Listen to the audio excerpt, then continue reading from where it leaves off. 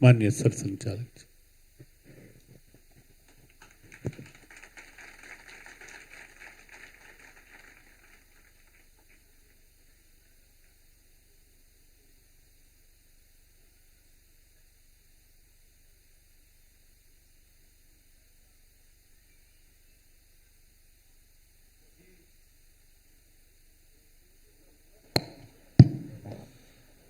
सभी परम श्रद्धेय संत चरण, सबके नाम लूंगा तो समय ज़्यादा लगेगा, इसलिए सबका एकत्रित संबोधन कर रहा हूँ।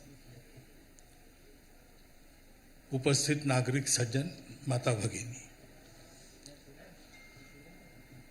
वैसे तो मुझे पता था कि यहाँ एक भाषण मुझे करना है, परंतु यहाँ आने के बाद बोलने की इच्छा समाप्त हो गई। जिस वातावरण का मैंने यहाँ अनुभव किया, उसमें मौन रहना ही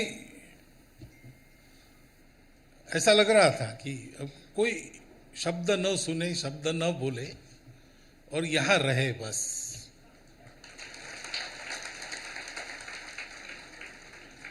तो इस पीठ की महिमा की प्रत्यक्ष प्रतीति मुझे यहाँ पर प्राप्त हुई। दूसरी एक प्रतीति वो आप सबको है, मुझे भी है और सदा आती है। संतों का स्वभाव होता है कि जिसको अपना मानते उसका छोटा सा भी परमाणु जैसा गुण है, उसको पर्वतीकृत करते, यानी पहाड़ों जैसा बनाकर बताते हैं। परगुण परमाणु पर्वतीकृत्य नित्यम, ऐसा उनका स्वभाव है। तो उस ढंग से मेरे बारे में, संघ के बारे में बहुत कुछ कहा गया, लेकिन आप भी इस स्वभाव को जानते हो, इसलिए उसमें तथ्य और सार आप ग्रहण करेंगे, ये विश्वास है।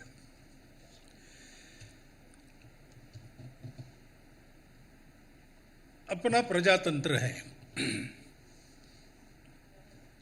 तो अच्छे लोग आने चाहिए। मैं अच्छे लोग कहता हूं तब किसी पार्टी या व्यक्ति का निर्देश नहीं करता हूं। जो अच्छा है वो, क्योंकि जो अच्छा है वो अच्छा ही करेगा। लेकिन अच्छा आदमी वहां आए, इसलिए प्रजातंत्र की जो पद्धति है उसमें लोगों को अच्छा होना होता है, क्योंकि ये प्रातिनिधिक प्रजातंत्र है। हम अपने प्रतिनिधि भेजते हैं, तो हम अगर बुरे बने रहेंगे तो हमारे प्रतिनिधि भी बुरे ही होंगे। हम जितना अच्छा बनेंगे उतना अच्छे लोग वहां पर पहुंचने से कोई रोक नहीं सकता। इस दृष्टि से यद्यपि बोलने की इच्छा नहीं थी, लेकिन बोलना था, आज्ञा है, तो एक बात मेरे मन में आई।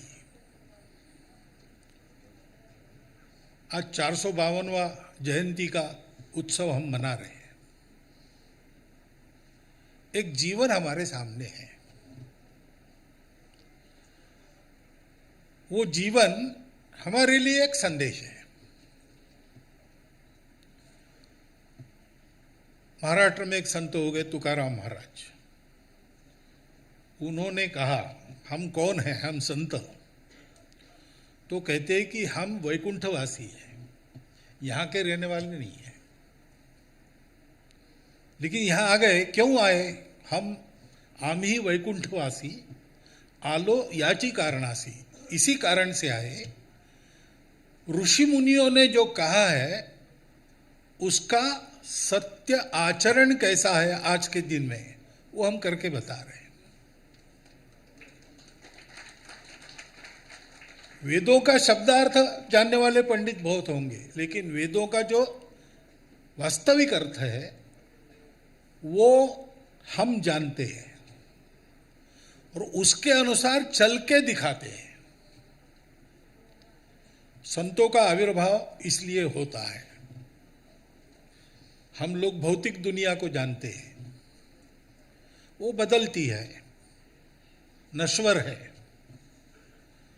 परंतु एक स्थायी दुनिया है जिसको अमरत्व प्राप्त है। वो वास्तव में है और वो रहेगी, उसका अभाव कभी नहीं है। और जो बदलने वाला है उसका प्रभाव कभी नहीं है। लेकिन जिस स्तर पर हम लोग हैं, हम सामान्य लोग हैं, हम तो ये दिखने वाली दुनिया में से ही हमको पार जाना है, भवसागर पार करना कहते हैं। तो कैसे होगा? तो उसके लिए जाना है तो इस आभास में से, इस सपने में से जाना है, परंतु स्मरण रखना है कि ये तो सपना है, आभास है, चला जाएगा। जो नित्य है वो नित्य रहेगा। नित्य को ध्यान में रखते हुए अनित्य को पार करना पड़ता है। अब ये करने के लिए नित्य से नित्य संपर्क चाहिए। अब हम इतने नीचे स्तर पर है कि ऐसा कोई नित्य है या है तो भी उससे संपर्क हो सकता है, इसकी कल्पना भी करना हमारे लिए कठिन है। और इसलिए हम उस कल्पना को छोड़ दे, ऐसा न हो, नित्य को पकड़कर चले और अधिकाधिक नित्य के पास चले जाए, ऐसा हमारा जीवन बने। इसके लिए संत वैसा जीवन जीते, क्योंकि वो नित्य निरंतर नित्य के संपर्क में रहते हैं। जो सत्य है उसके सतत संपर्क में रहने वाले संत होते हैं। वो हमारे सामने दिखते हैं, हमारे जैसे पार्थिव शरीर में दिखते हैं, लेकिन एक वो सर्वव्यापी एक ही सत्ता है जो हमारे कल्याण के लिए शरीर रूप में आविर्भूत होके जीवन का आदर्श रखती है। मुलुकदास जी के जीवन का बहुत रसपूर्ण वर्णन महाराज जी ने किया, तो उसमें हमारे लिए संदेश क्या है? तो और एक संत मुलुकदास जी के जीवन का वगैरह परिचय मेरा बहुत नया है, इसलिए बहुत ज़्यादा नहीं जानता, लेकिन महाराष्ट्र में एक समर्थ रामदास स्वामी हो गए। उन्होंने 4 पंक्ति में ऐसे जीवन का सारांश बताया है। वो कहते धर्म के लिए मरना चाहिए, मर के सबको मारना चाहिए, और मारते मारते अपना राज्य वापस लेना चाहिए। अब इसका शब्दार्थ हम जानते हैं, इसलिए हमने ताली बजाई है। उस समय की परिस्थिति थी, धर्म के लिए लड़ना ही पड़ता था। आदमी लड़ता नहीं ऐसा कब होता है? जब जो मरने से डरता है। तो बिना डरे मरो। आज के स्थिति में हम कहेंगे धर्म के लिए जीवन जियो। मरना जब आवश्यक है तब मरना भी है, लेकिन जीने की ज्यादा आवश्यकता है आज। लेकिन वो कहते हैं कि धर्म के लिए मरो, और आप मरेंगे तो कोई बात नहीं, आपके मरने से बाकी अधर्मी लोग मर जाएंगे। बलिदान तो बहुत लोगों ने किए है। और ऐसा करते करते अपनी सत्ता, यानी उस समय हम परकीय लोगों के अधीन थे, स्वतंत्र हो जाए। ये शब्दार्थ है उसका, जिस पर आपने ताली बजाई। परंतु दूसरा अर्थ है, और एक ये भी है, अनित्य में जाते समय यही देखना पड़ता है, लेकिन नित्य में बरतना है तो इसका दूसरा अर्थ ऐसा होता है कि धर्म के लिए अपने अहंकार का विसर्जन कर दो। अपने को मारो या नहीं, मैं हूं, ये मैं समझता हूं इसलिए मैं हूं, वो वास्तव में मेरी अहंकार की जो सत्ता मुझ पर चलती है वो मुझे मैं बनाती है, उसको मारो। और ऐसा मार के फिर अहंकार जनित सारे षड्विकार वगैरह वगैरह सारे जो है उसको मारो। ऐसा करते करते तुम अपने अंदर अपनी सत्ता है, आत्मा है, परमात्मा है, भगवान है, उसको प्राप्त करोगे, उसको प्राप्त करो। दोनों अर्थ में मुलुकदास जी के जीवन के वर्णन को आप देखिए, वो हमारे लिए संदेश है। भारतवर्ष है देह विश्व, आत्मा है भारत माता, सृष्टि प्रलय पर्यंत अमर यह नाता। भारतवर्ष आत्मा है, भारतवर्ष रहेगा, विश्व रहेगा। भारतवर्ष पूर्ण वैभव के साथ रहेगा, विश्व पूर्ण वैभव और सुख शांति के साथ रहेगा। आज की स्थिति में देखते हैं हम कि अपने आत्मा को विश्व ने खो दिया है। आत्मा तो अमर है, वो अपनी जगह पर है, लेकिन विश्व ने उसको खो दिया है। तो क्या गति हो रही हम देख रहे हैं। अब वो भारतवर्ष सबको प्रकाशित करे, इसकी आवश्यकता है। और भारतवर्ष सबको प्रकाशित करे यानी भारतवर्ष में ऐसे जीवन का प्रादुर्भाव होना चाहिए, बढ़ना चाहिए। अपनी आध्यात्मिक परंपरा के आधार पर अपने भौतिक और पारलौकिक जीवन की अपनी जो रीति है, काल सुसंगत रूप में उसको लाना है। उसके लिए ऐसा जीना है। पहली बात है निर्भयता। परिस्थितियां उल्टी सीधी दिखती है, आह्वान बहुत सारे हैं, लेकिन एक बात तो निश्चित है, दुनिया में सत्य ही रहता है, असत्य कभी रहता नहीं। ना असतो विद्यते भावो, ना भावो विद्यते सतः। अभाव नहीं होता सत्य का भी, वो रहता है हमेशा।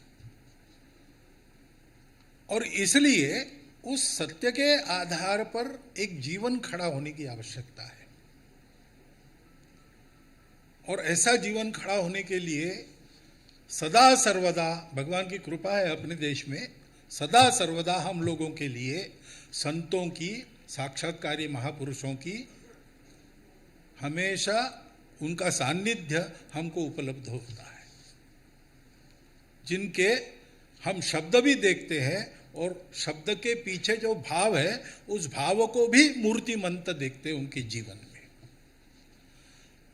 तो इस पथ पर हमको कुछ ना कुछ बढ़ना है। आज ये विचार करना है। संत मुलुकदास जी के जीवन का हम स्मरण करते हैं। 452 वर्षों से ये जो पीठ की परंपरा बिल्कुल उन्हीं आदर्शों को स्वयं जी रही है, उसका विचार करते हैं। वो करते हुए अपने जीवन में ये सारा आना चाहिए।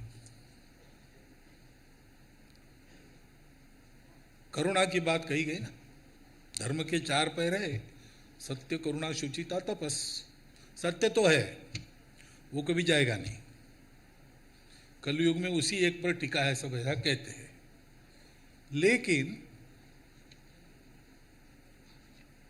करुणा चाहिए। बिना करुणा के धर्म नहीं हो सकता। धर्म का उद्भव ही यहां से है कि सृष्टि है, उसको चलनी चाहिए। चलनी चाहिए इसलिए सबने मिलकर रहना चाहिए। जोड़ने वाला, उन्नत करने वाला धर्म सत्य है। करुणा चाहिए, और वो करुणा मन में तब आती है जब जीवन शुचितापूर्ण है, अहंकार से मुक्त है। तो सहज ही हम मैं मेरा के जगह मैं नहीं तुम ही में चले जाते हैं, और फिर सबका दुख अपना दुख बनता है। जितनी भी अपनी शक्ति है उसके साथ दुख का हरण में हम लग जाते हैं। मैं कितना कर सकूंगा ये विचार करने का कारण नहीं, जितना भी करेंगे उतना अच्छा ही होगा। स्वल्पमल्पस्य धर्मस्य त्रायते महतो भयात्। तो सूरज ने सोचा कि छुट्टी पर जाएंगे, दिन रात काम कर रहे, कभी विश्रांति नहीं लेते, 7 दिन की कैजुअल लीव। बुलाया सब प्रकाश देने वाले वस्तुओं को कि भाई मैं छुट्टी पर जा रहा हूं, मेरा चार्ज कौन लेगा। अब सूरज के बाद चंद्र का ही नंबर है, लेकिन चंद्र ने कहा महाराज आप नहीं रहेंगे तो अमावस्या ही होगी, मैं नहीं ले सकता आपका चार्ज। और भी लोग थे, बड़े बड़े प्रकाश वर्ष दूर तारे, लेकिन उन्होंने कहा हम इतने दूर है, हम प्रकाश नहीं दे सकते।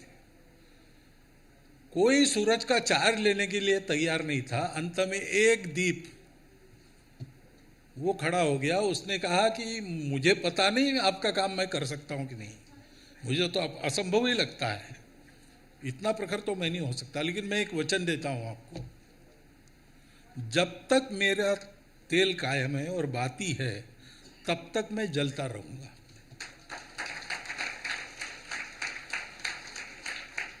तो भारतवर्ष में 142 करोड़ लोग संतत्व को प्राप्त होंगे, ये संभव नहीं है। लेकिन उस दिशा में सतत जीवन जीते रहना, सतत प्रयासरत रहना, छोटी बड़ी जितनी अच्छाई अपनी है उतनी विश्व के मंगल के काम में आने वाली है, उसका जतन करना, उसका वर्धन करना, ऐसा जीवन रखना, ये हमको करना है। ये जितना होगा उतना होगा, क्योंकि व्यवस्था से प्रश्नों का हल नहीं होता। व्यवस्था मानने वाले व्यवस्था को मानते ही, इसलिए प्रश्नों का हल होता है। लाल बत्ती लगाई है, लेकिन लाल बत्ती चलती तब है जब लोग उसको मानते हैं।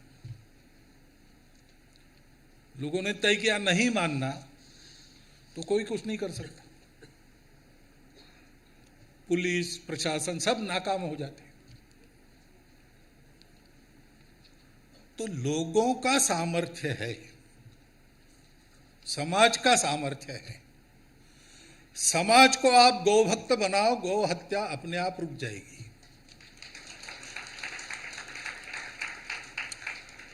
अभी जो बैठे हैं सत्ता में, उनके मन में तो है करना, ये मैं बताता हूं आपको, व्यक्तिगत मालूम है मुझे, वो उनको करना है, लेकिन वो करने में 10 प्रकार की बातें आती है।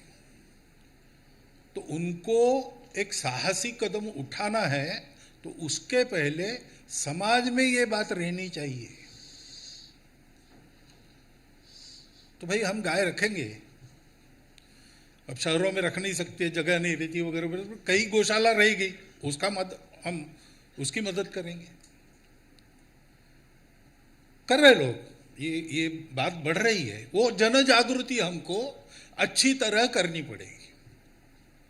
बाकी सब अपने आप होना है, अपने आप ही होना है।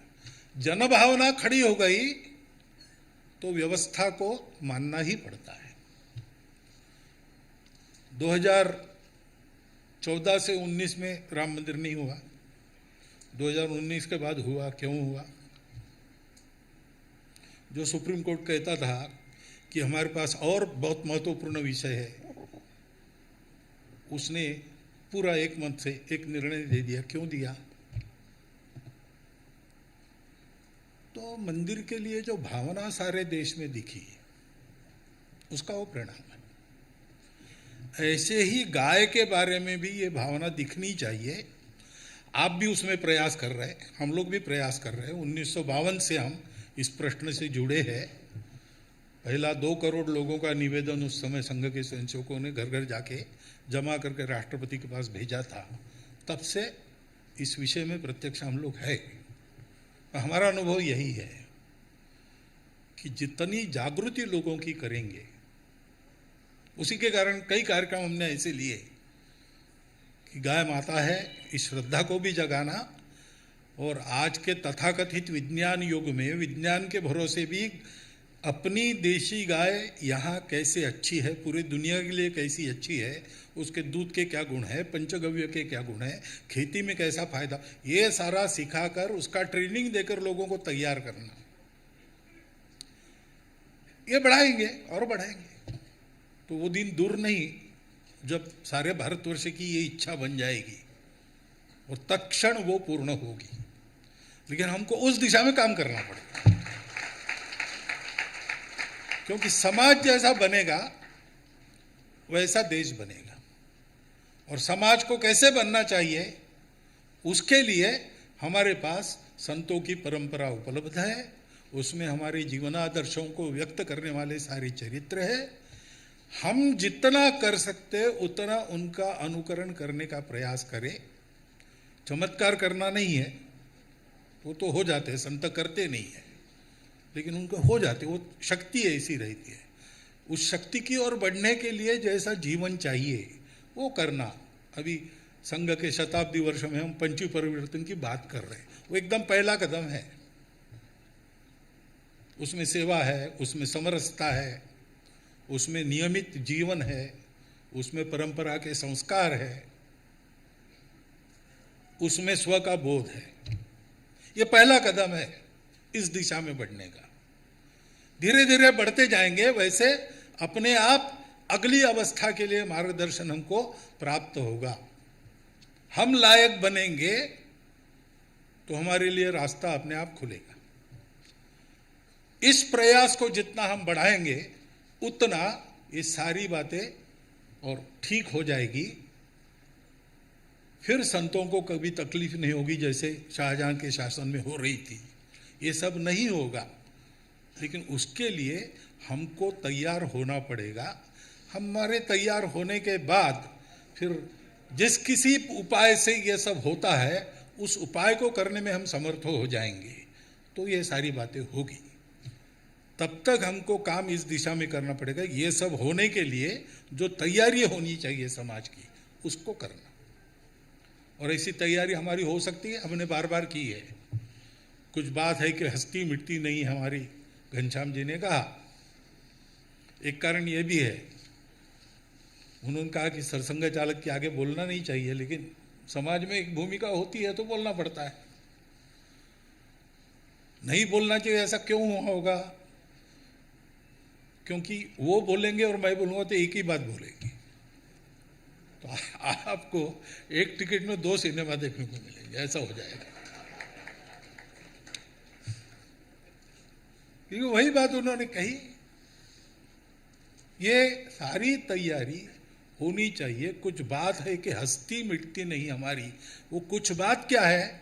वो बात यही है कि ये जो आध्यात्मिकता है जिसके आधार पर ये सारा परिवर्तन होता है, सृष्टि में होता है, कोई कुछ भी कहे उसी के आधार पर होता है, अभी तक का यही अनुभव है।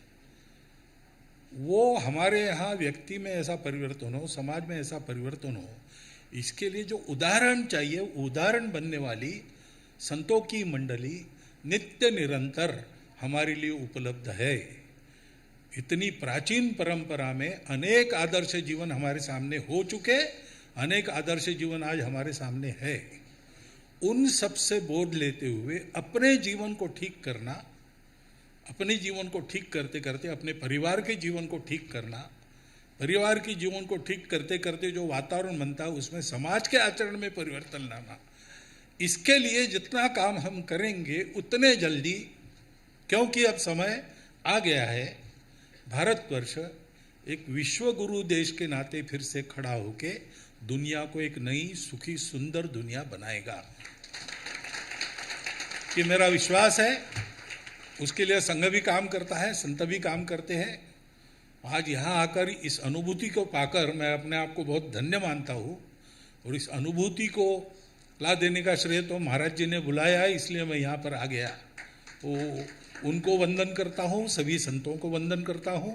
कृपा बनी रहे, साथ में मिलकर काम करेंगे। जो कहीं उल्लेख हुआ भाषण में, संत लोग अपना काम करेंगे, डंडा लेके हम दरवाजे पर खड़े रहेंगे, ये हमारी ड्यूटी है, हम सदा करते रहेंगे। बहुत बहुत धन्यवाद।